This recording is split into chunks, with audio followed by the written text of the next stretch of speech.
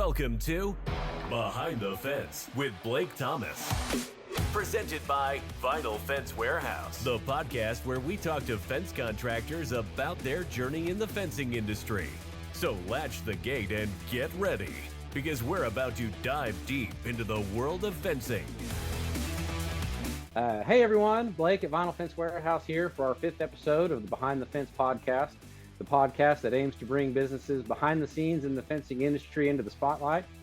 Today we have the man with the master plan, former number 1 of the American Fence Association, number 1 in all our hearts, Mr. Tony Thornton of the Thornton Fence Consulting Group. Tony, how are we doing today, my friend? I'm doing well, Blake. Thank you for having me. Well, where are you at in the world are you today? Well, I'm actually in my office in McKinney, Texas today, and, catching up as usual, traveling too much these days, but the schedule's fixing to get pretty busy pretty quick. So taking advantage of catching up this week. Well, good deal. Good deal. Tony, you have no doubt reached the pinnacle of those in the industry as far as reachable, go-to guys with a wealth of knowledge, winning procedures and strategies, and a sharp business acumen. What does a typical workday in the life of Tony Thornton look like? Well, I appreciate those kind words, Blake. 47 plus years of it. It's in my blood. I love it. The biggest thing for me right now is just to give back. I want everybody to have success, and my day looks like getting started in the morning with my quiet time and the Tony Thornton time. My time, and then from there I really start focusing on my clients and talking with a potential new client, following up on a client to see if our goals and objectives that we put on paper are working. There's always issues that we have challenges with, especially with people sometimes. So it's just an ongoing process of conversation, communication, with our clients to make sure that, we're delivering the success that they're expecting for us to. So definitely a full day of, talking to your clients and customers and making sure that you're keeping them on the right track. That's basically it. When we do a consult, we agree on what the goals and objectives are. And after we go through the whole process, we do every 60 days or so a follow up to kind of see how those goals and objectives are being done. We even give them a check box to say, hey, check this off. It makes you feel good when you put a check in the box, right? It's like writing something down and putting a mark through it, man. Get it off my list. But there's always in the fencing industry, you've been around it all your life. There's challenges, and sometimes you just need to talk to somebody about it. And we always try to be there for them. Man, that's a heck of a service there. Somebody that can, is always at your fingertips that you can reach out and access, their wealth of knowledge.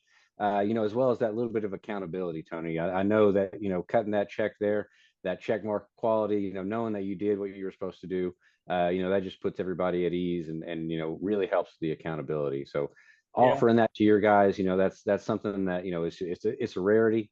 Man, I'm starting to see more and more, guys kind of offering some consulting and coaching, and man, I definitely think it's needed in this industry. Everybody, at one time up until now, it pretty well started there at the bottom. As far as us as a fence company, we started out zero help, had to figure everything out on our own. If we'd have had a Tony Thornton back then, man, I couldn't imagine where we'd be now. But that's just part of it, kind of always learning as you go and never stopping that knowledge, or not knowledge, but stopping the education, always being willing to learn a new technique or a new procedure, and knowing that there's always going to be something better coming. Don't be stuck in your ways and be willing to learn. That's the key, Blake, is, especially these young entrepreneurs, they're great craftsmen, they're great tradesmen.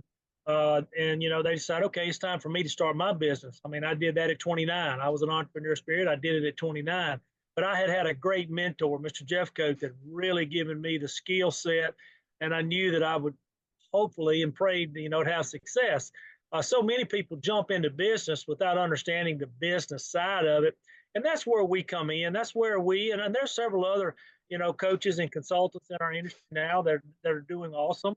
I've shared for years that in the last 10 years especially, our industry is more open to conversation and sharing than we ever were.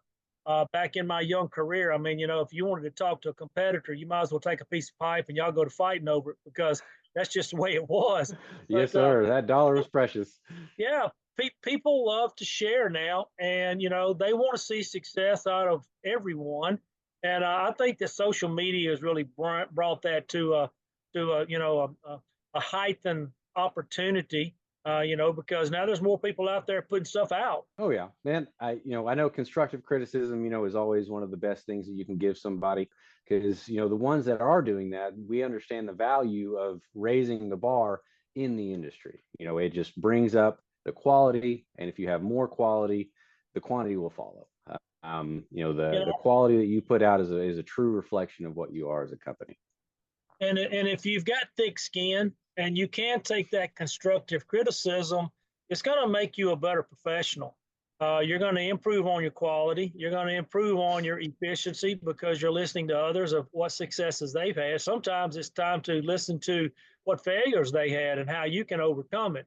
But overall, the goal is to improve the professional level with anybody and everybody in our industry, and that comes with sharing and being open and transparent to have those hard conversations. Tony, how much time would you say that you've kind of spent in each business role through a fence company? How many years did you kind of have installing, or giving estimates and going on bids and selling, managing, all the way up to being president of the American Fence Association?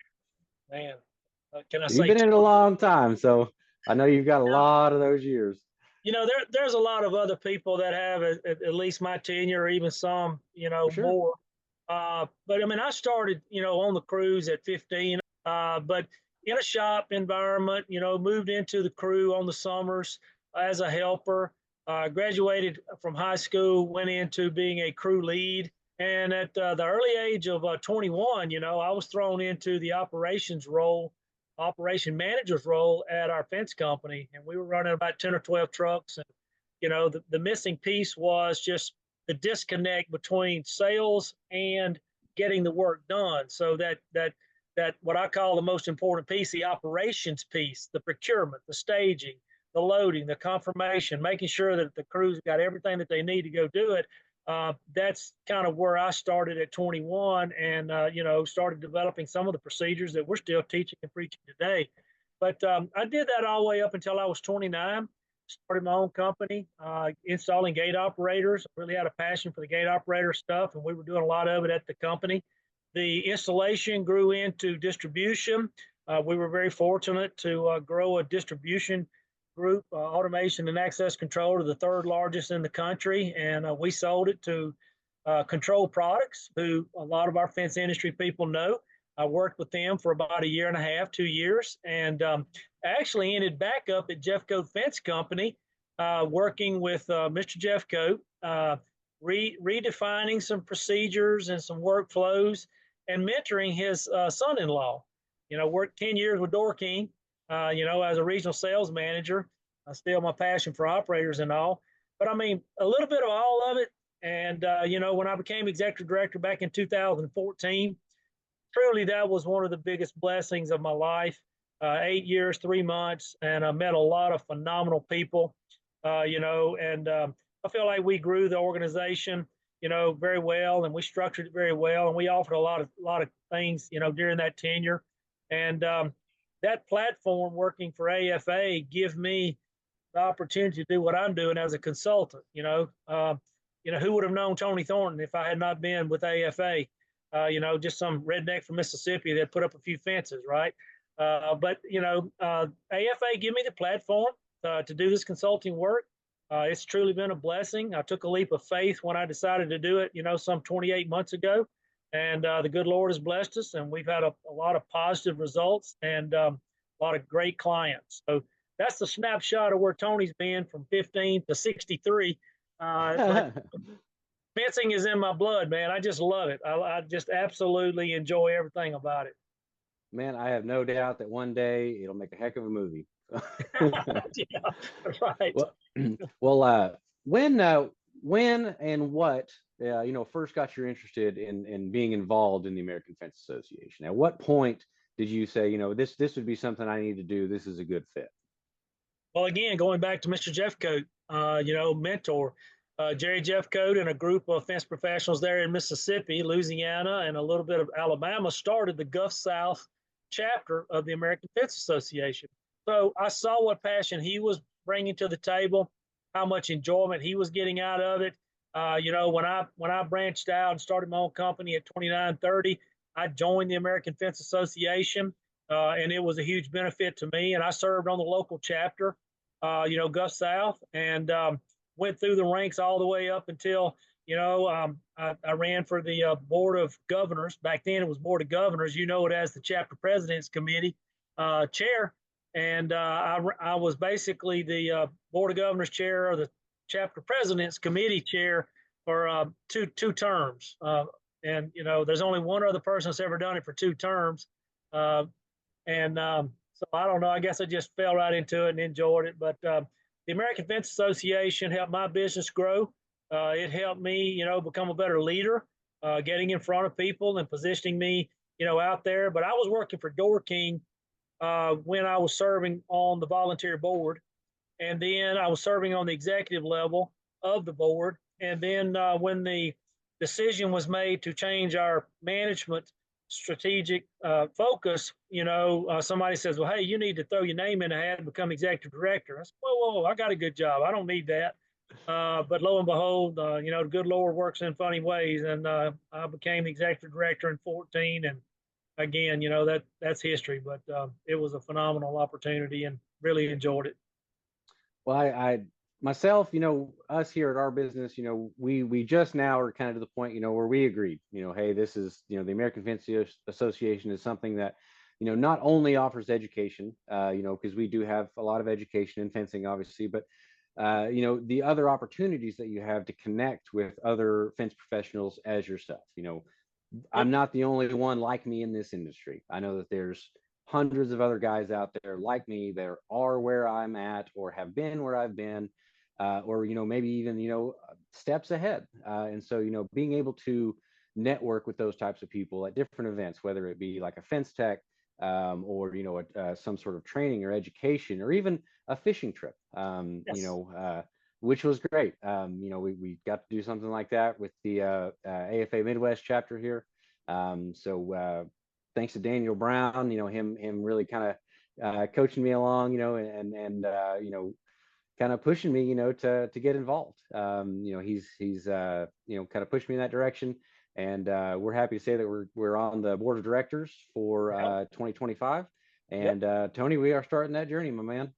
Look, my friend, I was excited when I heard that your organization had joined. But I got more excited when I knew that you went all in. I'm one of those individuals that if you're just going to pay your money and try to expect something out of it, it's never going to happen. But if you pay your money and you get involved, you get engaged, and you really try to put into it what you're wanting to get out of it, you're going to get tenfold. And serving on the local chapter, serving in some training activities that I know you're going to be involved with on my fence installation school up at the University of Tulsa this year. All of those things are just building a stronger relationship network. I call it a community of people that you can reach out to and have conversations with at any time. People always ask me, Tony, what was the biggest, what did you get out of AFA more than anything else? It was my friendships, my relationships, the people that I can call friends, and, also agree to disagree sometimes. But at the end of the day, we're all in it together, and we're going to be there to help each other. Yeah, sure, you get a discount on member savings program, and yeah, you get a discount on, going to Fence Tech if you join. But if you get engaged in a chapter and you start doing those events to help those people that are in need on the local boots on the ground, type chapter level, and start engaging with those individuals, you're going to find out that this network, this community is awesome, and that's what it's all about. We're going to enjoy the journey along the way. There you go. Well, Tony, real quick, can you maybe share a memorable success story of a client, or maybe someone who has attended one of your events? Yeah, I call this guy my poster child. So he called me and he said, Tony, I'm about ready to shut this company down. He said, I done had enough of it. I've been at it for 23 years. It's not fun anymore. I've always got the struggles. I said, will you give me a chance at it? And we went in and we met with his team. We put together a phenomenal workflow, a strategy, procedures that everybody could be responsible for. And man, when we came out on the other side of that 3 day, debrief after we went through the interviews and everything that we did, it was like all the light bulbs went off, all the fireworks went off. It reignited, the owner. It reignited all of the team members. To me, that is what it's all about. And we've got multiple success stories like that, where we just kind of went in and re-energized, the operation, giving them a new, thought process on how to do business. The old school way got us where we're at, but let's think about what technology and some other things would do. He honestly told me that Tony, not only did you save my business, you reignited my energy. And for the first time, this is how it happened this year. He called me and he said, "Hey, I just want to call you and tell you I just got back from a 3-week vacation." I said, "3 weeks?" He said, "Yeah, I took off. I shut it down. The company ran itself." And he said, "I've never done that in 23 years." So to me, that was like success story one on one. That is some success right there. Yes, sir. Yeah. That's the goal. That's living the dream right there, man. Yes, sir. Yes, sir. No doubt you had the biggest finger in that. My gosh, like if you can come in there and fix an operation that somebody's been doing their way for 23 years, then obviously you're doing something right there, Tony. And we don't upset the apple crate. They've got a lot of good procedures in place. A lot of times it's just, and I confirm, we got the right people in the right seats and everybody's in the right direction. Most people have the right people. Most people have them in the right seats for the most part, but we don't have a focus. We don't have a roadmap. We don't have what I call the fence line of success. What steps do we take? What checklist do we put together? You've heard my presentations. I live and die by a checklist because I'm a private pilot. And I think the fencing industry owners need to kind of look at it as a life and death situation to run their operation. And if you put a checklist on paper and everybody's doing their part, you're very quickly going to figure out who's not doing it. And that's the ones that we're going to get rid of. And we're going to find somebody that's willing to do it. And we're going to make a difference in the company. To me, it's just it's work processes, workflows, checklists, and just building a strong team culture is what it's all about. Absolutely. Yeah, 100% agree with that, man. Well, what's some advice that you would give somebody, that's a total noob here, needing to get some education to start with? Well, there's a lot of networking groups. I can share with you this. I put it out a little bit on Facebook the other day, but we're fixing to start some what I call mastermind groups. And we're going to break that down to startups. Maybe the next level will be, from startup to 1 million, 1 to 3 million. That seems to be the hump, and then, break it out. So we're going to be, I'm working with some peers right now on what that looks like and how that's going to be. But for a new startup, I tell them, man, ask questions. Don't be afraid. Build you a network of people. There's folks in your chapter. There's people in your area. A lot of times your area people may not want to talk to you because they're, your competition. And I tell everybody, the only person you should be considering competition is yourself. Everybody else is just an opportunity to improve on. But get to know the Blakes of the world, the Daniels of the world, and the Seans and the Tonys and the Roberts, and we're all willing to share and help you, especially these young entrepreneurs, to get over the hump and to get started, because that's what it's all about. If we can help them be a better professional and run their business better, we're going to improve the industry. That's always been my ultimate goal. Yes, sir. Now, I think it's great that you're absolutely able to do that, on a little bit more of a grand scale. I find myself, still having to do that every day, here in my office. We have contractors and from low level to high level, they come in and, they don't quite have the education that they need. They have a ton of experience, but, these newer type fence products, well, they are different. So everything, from installing the panel to the post to hanging the gate, building the gate, all that type of stuff always requires a lot of education. Yep. Just ongoing education, it never stops. So, don't be afraid to ask those questions, because the guys that know, we want to share. We really do. Yeah, absolutely. And honestly, there's more education opportunities in our industry now than ever before.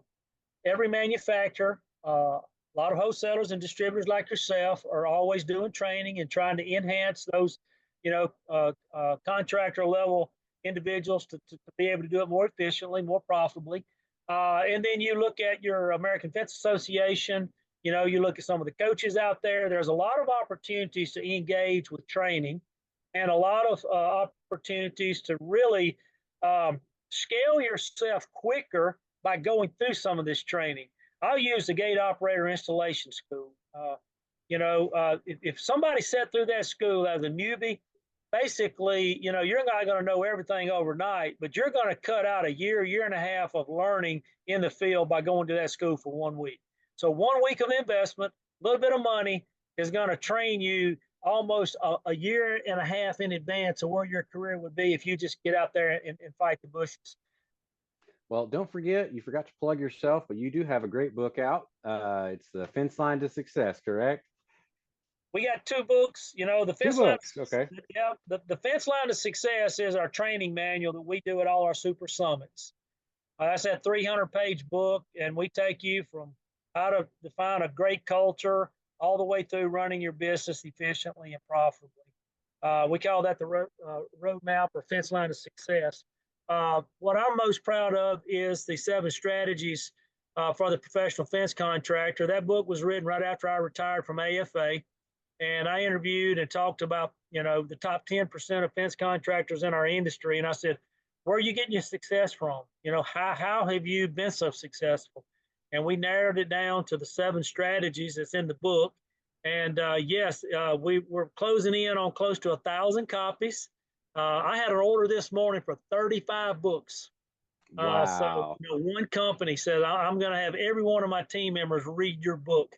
That was heartfelt right there, Well, good. I'm so happy to hear that, it's gotten some traction, and it's getting, what you're doing further and further out there and just pushing these fence companies further and further up.